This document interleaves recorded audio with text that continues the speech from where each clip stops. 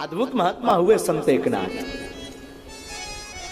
संत एकनाथ आर्चा जन्म 1533 मध्ये पैठण में भयो। पैठण स्थान है महाराष्ट्र में ही। तो संत एकनाथ आर्चा जन्म 1533 मध्ये पैठण येथे झाला एकनाथीनी देवगिरी येथील। अद्भुत महात्मा में बा। आपनो जनार्दन स्वामी यानी आपके गुरु मान ले। जनार्दन स्वामी यानी आप लोग गुरु मान ले। जनार्दन स्वामी को आपने गुरु माना। संत एकनाथ महाराज युग प्रवर्तक होते ऐसे युग प्रवर्तक हैं। आपने युग का परिवर्तन किया, भक्ति से सबको जोड़ा।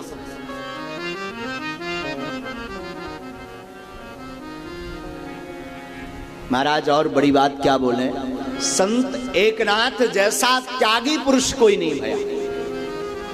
और आपने केवल एक स्थान को नहीं जोड़ा, आपने सभी वर्गों को सनातन संस्कृति से जोड़ा। और बड़े धैर्यवान भये। मध्य मातुन अंधश्रद्धा निर्मूलन आपने किया।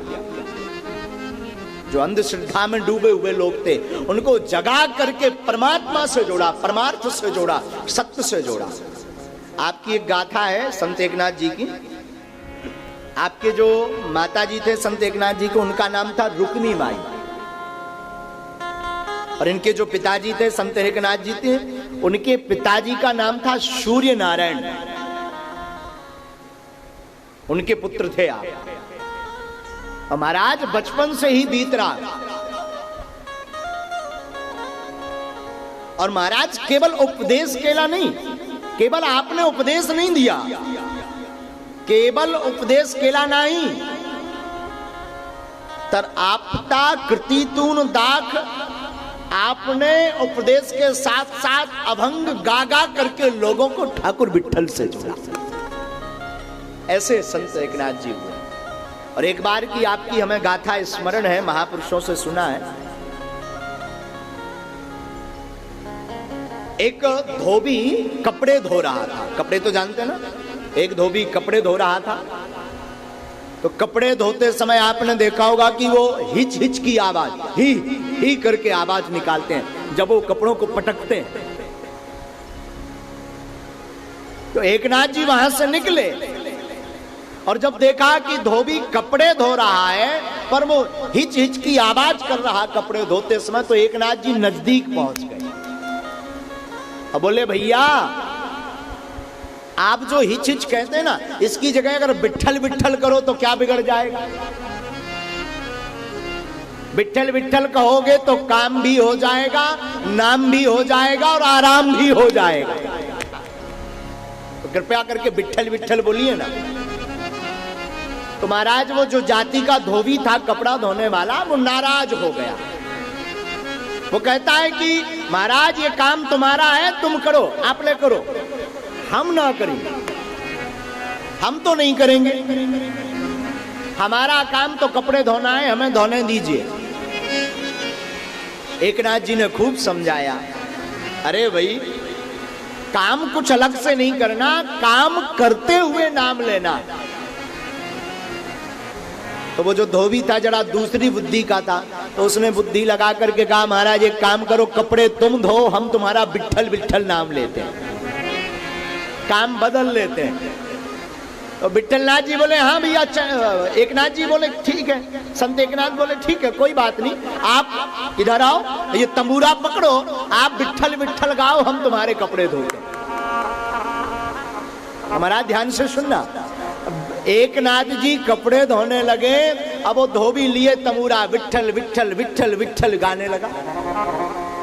महाराज गाते गाते उसे ऐसा रस लगा कि वो अपने देह की सुधबुध खो गया और गाते हुए नाचने लगा। तो उसी समय उसकी घरवाली यानी उसकी पत्नी भोजन को तैयार करके वो देने आई। और जब उसने दूर से देखा, अरे राम राम राम, इनको तो कपड़े धोने के लिए कहा था, ये तो विठल विठल गा रहे। तो उसने एक डंडा उठाया दो हाथ का महाराज डंडा, जानो डंडा, और डंडा उठा के और रगड़ना शुरू किया।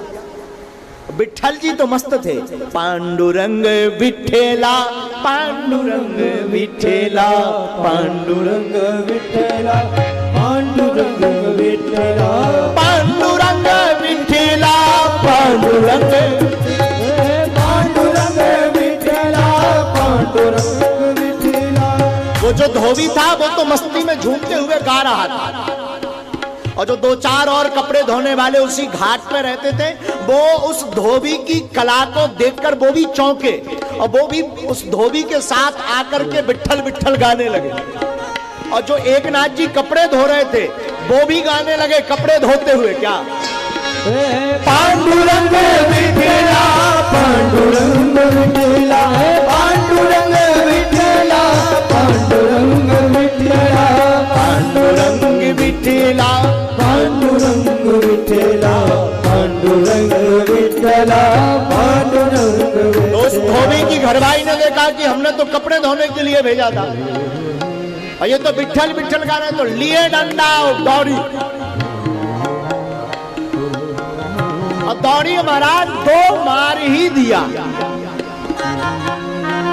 एकनाथ जी को कोई खबर नहीं, सुध बुध खो गए, लेकिन वो तो तमूरा बजाते हुए गा रहे, क्या पांडुरंग विठेला, पांडुरंग विठेला, पांडुरंग विठेला, पांडुरंग विठेला, पांडुरंग विठेला, पांडुरंग विठेला, पांडुरंग विठेला, पांडुरंग विठेला। महाराज यहाँ एक चमत्कार भाई, जब उसने देखा धोबी की पत्नी ने कि ये मानने वाले नहीं, तो डंडे को बगल में फेंका और हाथ पकड़ के हिलाया। ए आपको क्या हो गया, पागल पागल तो नहीं हो गए, मेंटली डिस्टर्ब तो नहीं हो? तो एकनाथ जी खड़े खड़े मुस्कुराए, बोले बेटी तू पागल है, ये तो बढ़िया हो गया, अभी तक ये मेंटल था, अब ये ठीक हो गया तेरा पति, पर तू जरूर मेंटल के हॉस्पिटल लायक नजर आ रही। और संत एकनाथ जी कपड़े धोते जा रहे, और फिर इशारा किया धोबी की तरफ, तुम तो गाओ, और उसके साथ और लोग भी, ओ पांडुरंग विठेला, पांडुरंग विठेला, पांडुरंग विठेला, पांडुरंग विठेला। आप इतने गए गुजरे हो कि आपसे विठल नाम नहीं लिया जाता, दादा हाथ उठाइए ऐसे, पांडुरंग विठेला, पांडुरंग विठेला, पांडुरंग विठेला, पांडुरंग विठेला, पांडुरंग विठेला, पांडुरंग विठेला, पांडुरंग विठेला, पांडुरंग विठेला।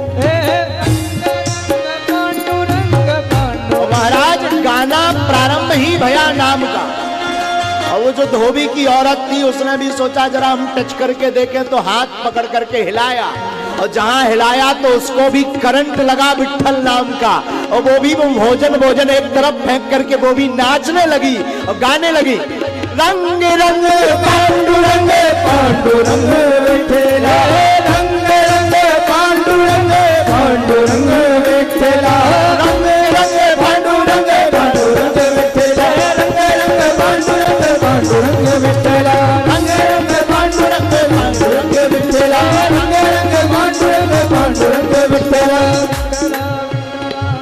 उस धोबी का एक भाई भी था महाराज, और वो भी उसी घाट पर कपड़े लेकर के आया। जब उसने देखा कि हमारा भैया और भाभी दोनों पागल हो गए, ये जो महात्मा आया ना इसने पागल कर दिया, विठल विठल गवा रहा और कपड़े सब धरे हैं, तो भाई को बड़ा गुस्सा आया, और भाई चिल्लाता हुआ बीच में खड़ा हुआ, बंद करो सब।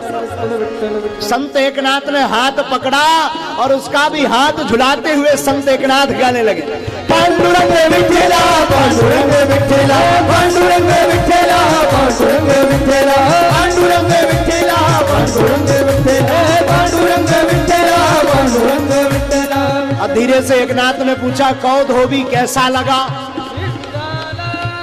आनंद कैसा आ रहा? तो वो धीरे से बोला महाराज आज से कपड़े धोना बंद, यही शुरू कर रहे हैं। सब बंद, अब घर भी नहीं जाएंगे। घर भाई से बोला तू घर संभाल बच्चों को। हम गए कहा? महाराज जी के साथ में। पागल हो गए क्या? चुप, तुझे चलना हो तो चल, नहीं तो घर जा। आकर हुआ क्या? अरे बोल देख कितना आनंद है।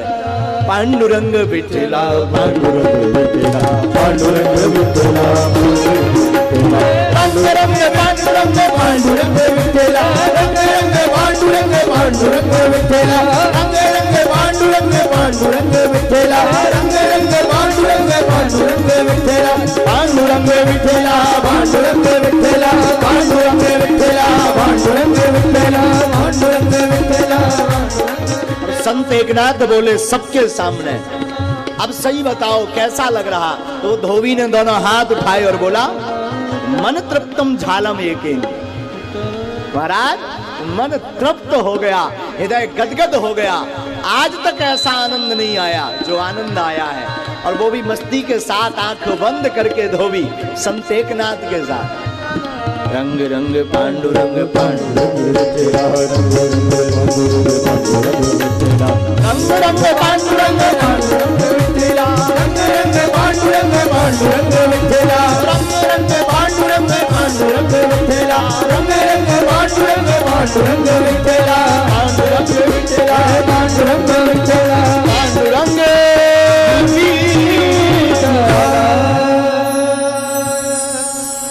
ऐसे संत एकनाथ हुए जिनकी खुमारी का असर साधु उतरता नहीं। और संत एकनाथ वहां से धोबी को ठाकुर जी का बना करके, विट्ठल जी का बना करके चले। आगे चले तो एक व्यक्ति ने इनको देखा, तो आप गंगा स्नान करके आ रहे थे, और गंगा स्नान करके आ रहे थे तो एक व्यक्ति थोड़ा दूसरी बुद्धि का। समाज में दो प्रकार के लोग होते हैं, एक धर्म का साथ देने वाला, और एक कोई अगर धर्म कर रहा हो तो उसका विरोध करने वाला।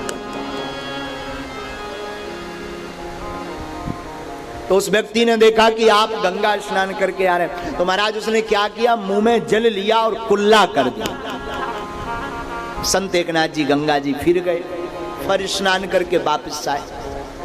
वो दूसरे दिन उसी गली से निकले तो वो व्यक्ति तके था कि कब ये स्नान करके आवे, कब हम फिर से आप पवित्र करें। संत एकनाथ दूसरे दिन आए स्नान करके, उसने फिर मुंह में पानी लिया और महात्मा के ऊपर बुगल दिया, फेंक दिया। संत एकनाथ फिर स्नान करने गए मुस्कुरा कर, और फिर स्नान करके फिर वापस।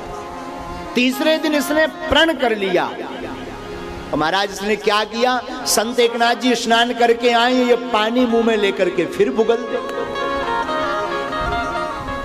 एक बार नहीं, कम से कम 100 बार ऐसा किया, लेकिन एकनाथ जी हर बार मुस्कुरा करके चल रहे। 108वीं बार ये व्यक्ति शरणागत होकर के नतमस्तक हो गया। बोला महाराज आपको क्रोध नहीं आता? बोले बाबरे क्या क्रोध आएगा, तेरे कारण रोज 2 बार गंगा जी का दर्शन मिलता था, आज 108 बार गंगा जी का दर्शन मिला, अब क्यों क्रोध आएगा? ऐसे संत एकनाथ हुए।